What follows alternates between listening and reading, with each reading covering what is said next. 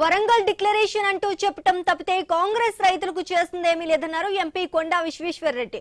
రైతుల సమస్యలు తెలుసుకునేందుకు స్వయంగా బీజేపీ నేతలంతా రేపటి నుంచి ధాన్యం కొనుగోలు కేంద్రాలను సందర్శించనున్నామని తెలిపారు. రైతులను స్వయంగా కలిసి వారి కష్టాలు తెలుసుకుంటామని చెప్పారు.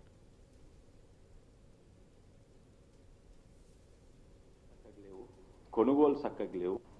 వరంగల్ డిక్లరేషన్ చేసిండ్రో ఏం డిక్లరేషన్ చేసిండ్రో ఎన్ని మేనిఫెస్టోలు చేసిండ్రు కానీ వాళ్లకు ఈరోజు ఆదుకునేది కేంద్ర ప్రభుత్వం మాత్రమే.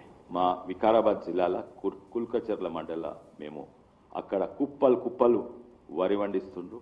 కల్లాలు చక్కగలేవు, కొనుగోలు చక్కగలేవు, గనీ బ్యాగ్స్ చక్కగలేవు. ఇన్ని సమస్యలు కేవలము రాష్ట్ర ప్రభుత్వం నిర్లక్ష్యం వల్లనే. ఇంతకు ముందున్న కేసీఆర్ ప్రభుత్వం ఇప్పుడున్న కాంగ్రెస్ ప్రభుత్వం మధ్యలో ఏమీ ఫరక్ లేదు. తప్పనిసరిగా మేము పోతాము. సమస్యలు ప్రత్యేకంగా రైస్ కొనుగోలు సమస్యలు తెలుసుకుంటేందుకు మేమందరు రైతులను కలుస్తాము. రాష్ట్ర ప్రభుత్వం ధాన్యం కొనుగోలు చేపట్టడంలో విఫలమైందని బీజేఎల్పీ నేత ఏలేటి మహేశ్వర్ రెడ్డి అన్నారు. కనీసం 30% ధాన్యం కూడా కొనుగోలు చేయలేదని దుయ్యబట్టారు. సీఎం 80% కొనుగోలు చేశామని అబద్ధం చెప్తున్నారని అన్నారు. ప్రతి గింజ కొంటామని మేనిఫెస్టో పెట్టారని బోనస్ అన్నారు. ఏమైంది అని ప్రశ్నించారు. మొన్న ప్రెస్ మీట్ పెట్టి 80% పూర్తి చేశారని చెప్తా ఉన్నారు.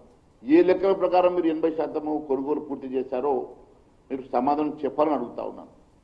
ప్రతి గింజను కొనుగోలు చేస్తామని చెప్పేసి మీరు మేనిఫెస్టోలో పెట్టినటువంటి ముఖ్యమంత్రి రేవంత్ రెడ్డి గారు మీరు గెలిచి అధికారంలో వచ్చిన తర్వాత ఇప్పటి వరకు కనీసం శనగలు కొనరు, సన్ఫ్లవర్ కొనరు.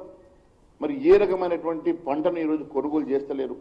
కేవలం వరి ఒకటి కొనుగోలు చేస్తామని చెప్తా ఉన్నారు. కానీ దాంట్లో దళారులే 3వ వంతు ఈ రాష్ట్రంలో రైతుల దగ్గర నుంచి కొనుగోలు చేస్తూ ఉన్నారంటే మీరు రైతులను ఎంత మోసం చేస్తూ ఉన్నారో స్పష్టమవుతా ఉన్నది.